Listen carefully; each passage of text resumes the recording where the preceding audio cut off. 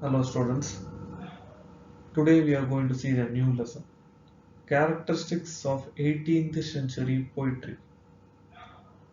The foregoing issue of English literature of the 18th century has been included to illustrate how the 18th century poetry had elements of the characteristics of the novel, periodical essay, satire, prose, and reason.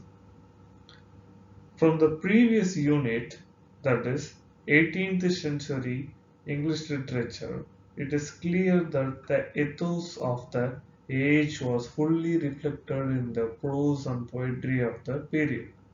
Even when we read 18th century poetry, we will find a smooth flow of poetic lines as we find in prose, direct, clear cut, and forthright. There are no complicated poetic structures and poetry is written in rhymed couplets. When we define rhymed couplets are two lines of the same length and rhyme and completed one thought. There is no limit to the length of the line. Rhyming words are words that sound the same when spoken.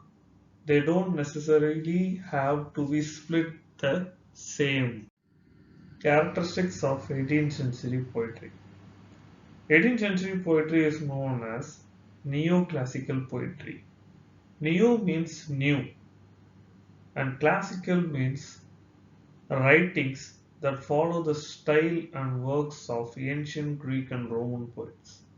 So, neoclassical poetry is a return and restoration of classicism, which is associated with threat of antiquity. Harmony, clarity, restraint, universality, and ideal. Rationalism. This is most essential feature of neoclassical poetry. It is an established fact that poetry is the vehicle of emotion and imagination, while prose is the vehicle of reason and intellect. Can you write a scientific treatise in poetry? Not really. You can express mathematical theorems through poetry? No, it is impossible. In a similar way, emotions are best through poetry. Poetry is a natural and spontaneous overflow of our emotions and imagination.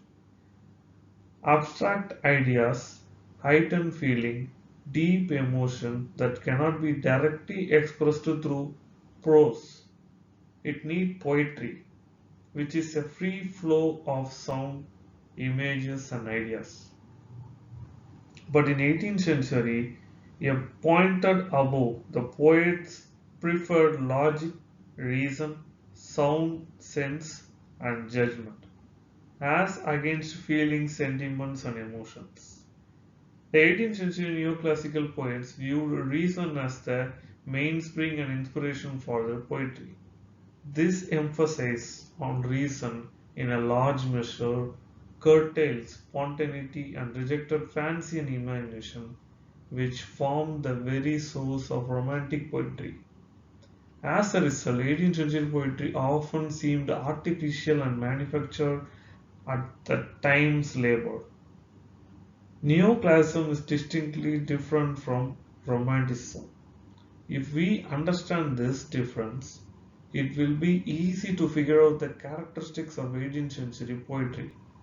What are the differences? In English literature, we speak of 18th century as a return to the classics, while the 19th century as a revival of Romanticism. Now we are going to learn the difference between classicism and Romanticism. The first difference is that classicism stresses on reason and romanticism stresses on imagination. The second thing is diction in classic poetry is more rigid and measured, unlike romantic poetry, which prefers simple diction on common poetry. people using their everyday idiom. The next thing is classicist emphasis is on form, simplicity, proportion, and restrained emotion. Even when romanticists emphasize simplicity, they allow a spontaneous flow of emotion without any restraint. 18th century poetry is mainly on the form of heroic couplet. A heroic couplet is a rhyming couplet or a pair of lines with end rhymes in iambic pentameter, meaning there are five iambic feet on each line. The heroic couplet traditionally appears in long narrative poems called epic, but has been used by Dryden and Pope in their mock epics that parody the heroic tone of epic poetry.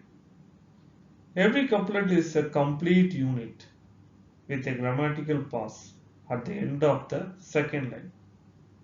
In romantic poetry, there is an amazing variety of form with stanza replacing the heroic couplet.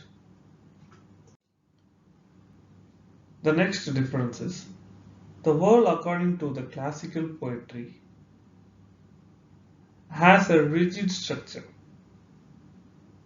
From this meant enforcing morals and ethics in society that parallels a strictly divine world order. And the next one is neoclassical poetry is objective, while romantic poetry is highly subjective poetry. The romantics gave free and uninhibited expression that what they intuitively felt. The romantic poet expressed their own ideas and beliefs, but classical poetry followed the prescribed form and beliefs as they felt they were universal and all ages, and there was no attempt to go beyond the confined order. And the next difference is a strong belief in an unchanging rational and moral order made the classicist believe that everything, including nature and human nature, can be rationally apprehended. Romanticists viewed nature as mysterious and ever changing, and therefore, for them, the functioning of the universe cannot be rationally understood and at best can be intuitively and imaginatively apprehended.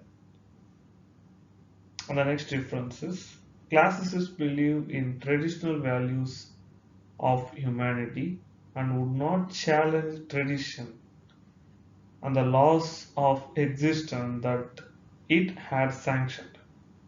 They thought that it was literature's function to highlight these values that gave no quarter for even a trivial change. This again limits man's knowledge potential as he is not free to explore beyond the set values. As for the Romantics, they wrote about how man has no boundaries and he has endless possibilities to help him in his spiritual growth and personal development. The next difference is as a result of this belief, a strong traditional codes and ethical rules, the 18th century was conducive to the development of satire and mock heroic poems. Everyone who deviated from the set of norms of behavior or ethical living or normal conduct was severely mocked at. The Romanticists wanted to break away from the traditions and conventions that were so dear to classicists and make way for individuality and experimentation. One of the fundamentals of Romanticism is that their belief in the natural goodness of man. The idea that man is a state of nature will behave well, but it often hindered by civilization and enforcement of norms, whereby he loses his innocence. We see that protagonists of the great romantic poems are simple, innocent rural folks like Solitary Reaper, the Idiot Boy, the Leech Gatherer, etc. And these are the key words to remember while reading this lesson.